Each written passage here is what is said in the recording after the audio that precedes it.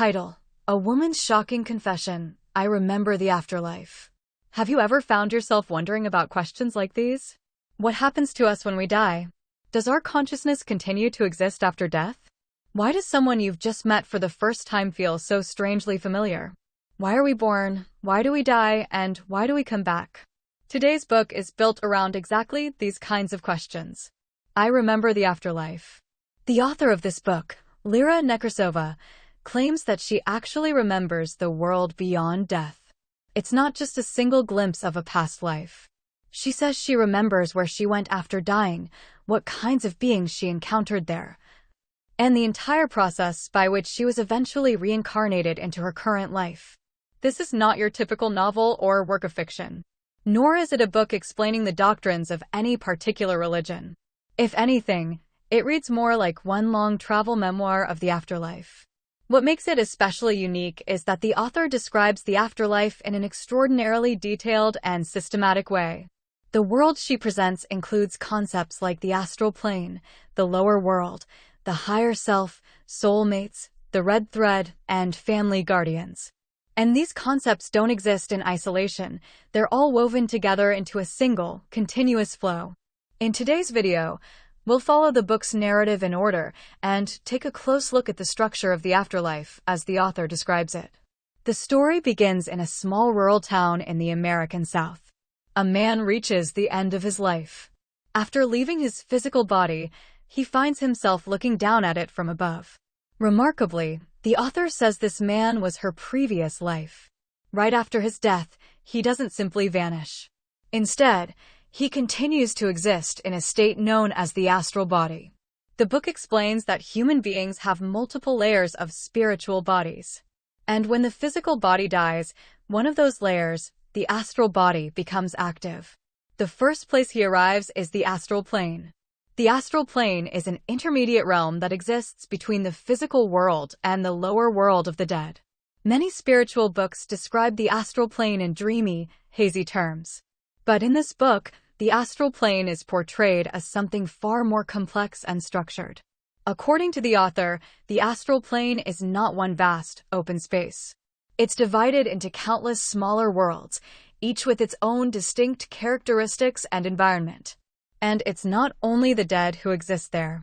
The astral bodies of sleeping people wander through this realm as well. This means that some of the dreams we have while sleeping may not simply be the brain at work. They could actually be real experiences within the astral plane. The author says the astral plane is densely populated.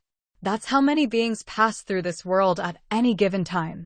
But what's particularly interesting is that this world doesn't just sustain itself naturally. The book describes the astral plane as a vast energy structure that requires constant maintenance and management. And there are beings responsible for keeping it running. The author describes them as something like overseers or supervisors. They maintain order in the astral plane and manage the newly arrived souls of the dead.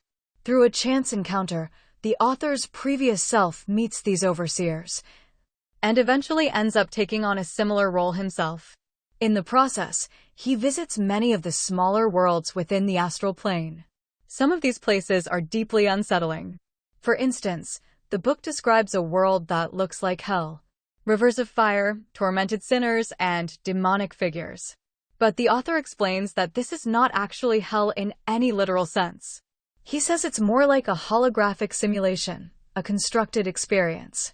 In other words, that world exists to provide a specific kind of experience for certain beings.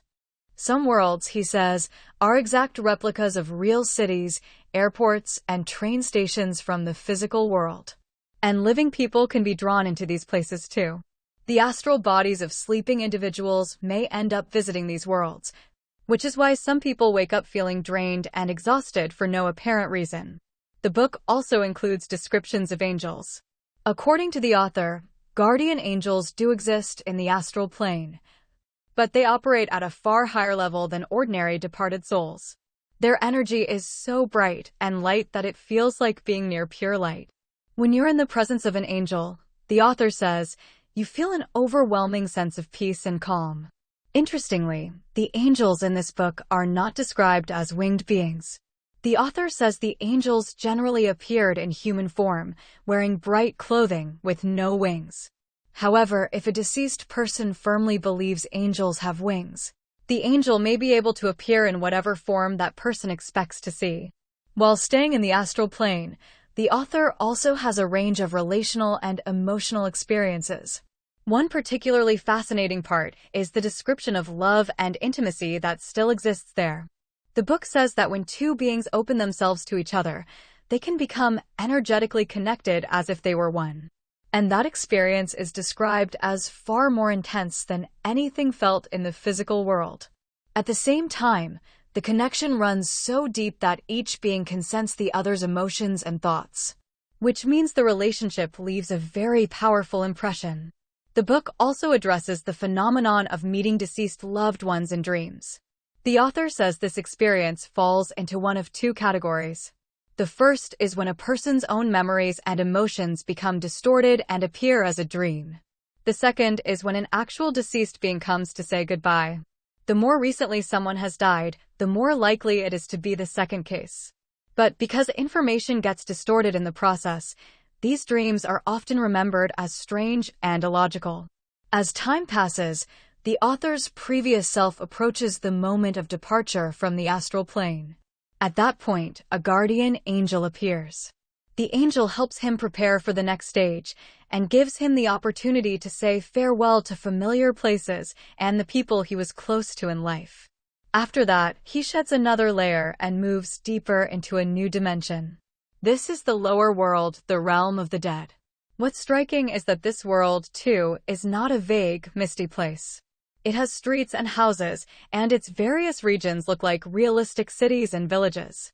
Some areas look like cities from the 1950s, while others have the feel of old rural American towns. After arriving in the lower world, the author is reunited with family members from his previous life. One particularly memorable scene is his reunion with his ex-wife. He says that in life, they had parted without any major falling out, but there were still lingering feelings and things left unsaid on both sides. In the lower world, they meet again and spend time revisiting the good memories they shared. The book says this is not mere coincidence. It happens because both souls shared the same wish. In other words, a reunion like this is only possible when both souls genuinely want to see each other. The author also takes on the role of guiding people to their respective worlds in the lower realm. Through this work, he discovers something fascinating. Most of the dead are sent to their spiritual families. The spiritual family here doesn't necessarily mean blood relatives. It includes friends, romantic partners, colleagues, and beings connected across many lifetimes. The book calls these connections soulmates. And in the lower world, it's these spiritual bonds that draw people toward one another. The author also says there is an energetic connection between people that persists even after death. If you want to find someone in the lower world, you simply think of them, and the connection forms. This is where the concept of the red thread comes in.